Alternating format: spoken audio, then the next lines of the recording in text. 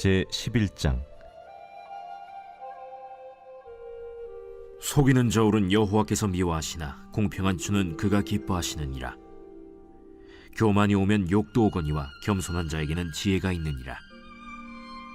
정직한 자의 성실은 자기를 인도하거니와 사악한 자의 패역은 자기를 망하게 하느니라. 재물은 진노하시는 날에 무익하나 공의는 죽음에서 건지느니라.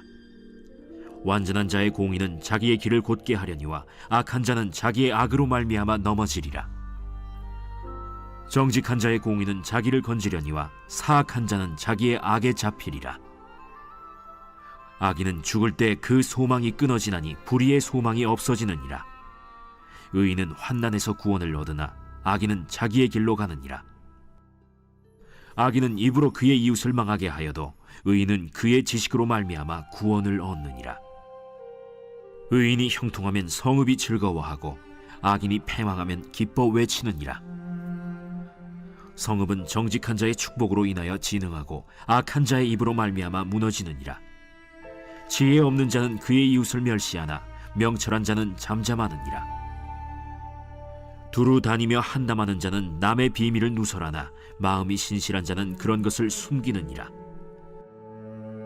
지략이 없으면 백성이 망하여도 지략이 많으면 평안을 누리느니라. 타인을 위하여 보증이 되는 자는 손해를 당하여도 보증이 되기를 싫어하는 자는 평안하니라. 유덕한 여자는 존영을 얻고 근면한 남자는 재물을 얻느니라. 인자한 자는 자기의 영혼을 이롭게 하고 잔인한 자는 자기의 몸을 해롭게 하느니라. 악인의 삭은 허무하되 공의를 뿌린 자의 상은 확실하니라. 공의를 굳게 지키는 자는 생명에 이르고 악을 따르는 자는 사망에 이르느니라. 마음이 굽은 자는 여호와께 미움을 받아도 행위가 온전한 자는 그의 기뻐하심을 받느니라.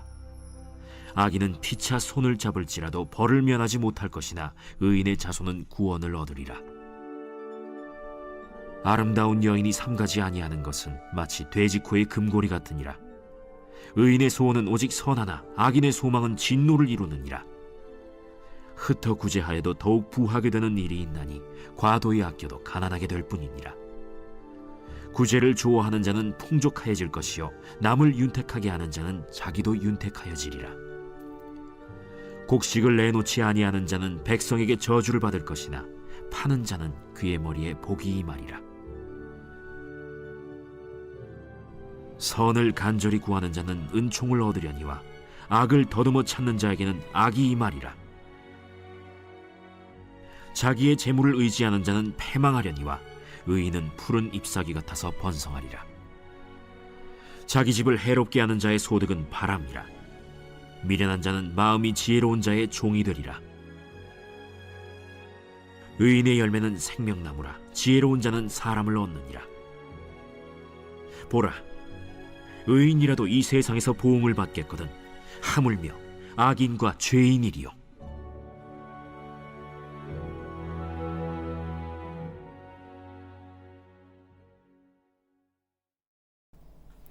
새벽 영성 기도의 시간입니다. 오늘은 잠언 11장의 말씀을 함께 나누겠습니다. 본문의 말씀은 우리의 행함을 통해서 의인과 악인을 구별하고 있습니다. 예수님께서도 비유를 들어 말씀하실 때 마지막 때에 하나님께서 손에 키를 들고 추수한 곡식 중에서 알곡과 축정이를 나눈다고 하셨고 잡은 물고기 중에 좋은 고기와 나쁜 고기를 나눈다고 하셨습니다. 이처럼 오늘도 하나님은 우리의 마음속에서 선한 것과 악한 것을 나누고 계신 것을 깨달아야 됩니다. 농부가 손에 키를 가지고 알곡과 축정이를 나누었다면 하나님은 오늘 잠언의 말씀을 통해서 우리의 마음을 살피시는 것입니다. 잠언의 말씀을 통해서 계속해서 의인의 길과 악인의 길을 선택하라고 하십니다. 오늘도 만나게 되는 수많은 선택의 순간들 가운데 좋은 것을 선택하시는 우리 성도님들 되시길 축복합니다. 특별히 말의 지혜를 말씀하는데요. 본문 12절과 13절을 보면 지혜 없는 자는 그의 이웃을 멸시하나 명철한 자는 잠잠하느니라. 두루다니며 한담하는 자는 남의 비밀을 누설하나 마음이 신실한 자는 그런 것을 숨기느니라 라고 말씀합니다. 하나님은 우리에게 크게 외치라, 또 소리를 내어라 라고도 말씀하실 때가 있습니다. 하나님을 향한 사랑과 감사를 표현할 때 우리는 마땅히 큰 소리를 내어서 찬양을 합니다. 또 그리스도의 복음을 선포할 때도 산 위에 올라서 온 세상에 크게 외치라고 하십니다. 때로는 마음의 소원을 가지고 하나님 앞에 큰 소리를 높여서 기도할 수도 있습니다. 그러나 대부분의 경우 하나님은 우리가 침묵하기를 원하십니다. 말씀은 하나님이 나에게 하시는 것이죠. 우리가 하나님께 할 수 있는 말이라곤 아멘과 할렐루야, 감사합니다, 이 글자밖에 없는 것입니다.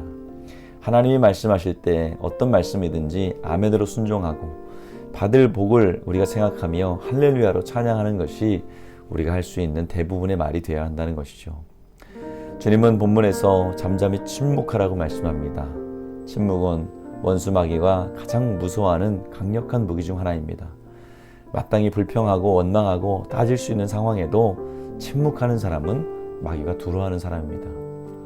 예수님께서 대제사장 앞에서 신문 받을 때 침묵하셨습니다. 얼마나 억울하고 또 하시고 싶은 말씀이 많았겠습니까? 그러나 침묵하셨습니다. 그리고 십자가를 묵묵히 침묵 속에 걸어가셨습니다. 이것을 통해서 우리에게 겸손과 순종이 무엇인지 본을 보여주셨습니다. 부정적인 말을 많이 하는 사람은 교만을 주의해야 됩니다. 지혜가 없는 사람은 남을 멸시하고 험담한다고 성경은 말씀합니다. 나는 저 사람보다 낫다는 생각에서 그런 행동이 나오는 것이죠. 이처럼 교만한 사람은 그 교만 때문에 자신의 분수를 모르고 살다가 망하는 인생이 되는 것입니다. 본문 14절과 15절 말씀을 보면 지략이 없으면 백성이 망하여도 지략이 많으면 평안을 누린다. 또 15절에 타인을 위하여 보증이 되는 자는 손해를 당하여도 보증이 되기를 싫어하는 자는 평안하니라 라고 말씀합니다. 내 분수를 안다는 것은 복입니다. 나의 한계가 어디이고 내 능력이 어디까지인지 아는 사람은 겸손히 하나님의 은혜를 구하는 사람이죠. 그런 사람은 남의 어려움을 내가 해결하겠다고 보증 서지 않습니다. 무리하게 보증을 서는 것은 하나님이 누군가에게 하시는 일을 내가 끼어드는 교만입니다. 그 시작은 교만한 마음에 있기 때문에 같이 망한다는 것이죠. 우리 사랑하는 성도 여러분, 오늘도 하나님은 그분의 자녀인 우리들이 복받는 사람이 되기를 원하십니다. 자녀가 첫 사회생활을 시작하는 것을 지켜보면서 부모가 노심초사하는 마음처럼 좋은 것만 선택하기를 주님 원하십니다. 하나님은 우리가 가장 잘 되기를 누구보다 원하시는 분이십니다. 오늘도 하나님의 말씀에 순종하면서 좋은 것만 선택하시는 복된 의인의 길을 걸어가시는 성도님들 되시기를 주님의 이름으로 축복을 드립니다. 오늘은 목요일입니다. 우리 다음 세대 가정을 위해서 기도해 주시기 바랍니다. 좋으신 하나님, 우리의 삶이 언제나 주님 앞에 아멘과 할렐루야, 감사의 찬양만 드리게 하여 주시옵소서. 하고 싶은 말 많지만 하나님 침묵으로써 예수 그리스도가 짊어지신 십자가의 고난을 함께 감당하는 우리가 되게 하여 주시옵소서. 오늘 다음 세대와 가정을 위해서 기도합니다. 아이들 믿음의 자리, 기도의 자리 떠나지 않게 하시고 예배가 세워지게 하시며 가정마다 회복되는 역사가 있게 하여 주시옵소서. 담임 목사님 말씀 사역 가운데 성령 충만 주시고 말씀의 능력을 칠갑절 더하여 주시옵소서. 육신의 질병 가운데 있는 분들 위해 기도합니다. 암 치료 중에 있는 박우준 권사님, 이영수 권사님, 신용원, 정용 기억하여 주시고 이경정 권사님 일으켜 주시옵소서. 수술 받은 분들과 약물 치료 중에 있는 성도님들, 예후를 기다리는 분들을 치료하여 주시옵소서. 박대준 또 이지영 선교사님, 주님 성령 충만 주셔서 하나님 나음을 얻게 하여 주시고 다시 사역의 현장으로 갈 수 있도록 도와주시옵소서. 연로하신 성도님들 강건케 하시고 주님 주시는 평안과 형통을 누리게 하여 주시옵소서. 예수님의 이름으로 기도합니다. 아멘.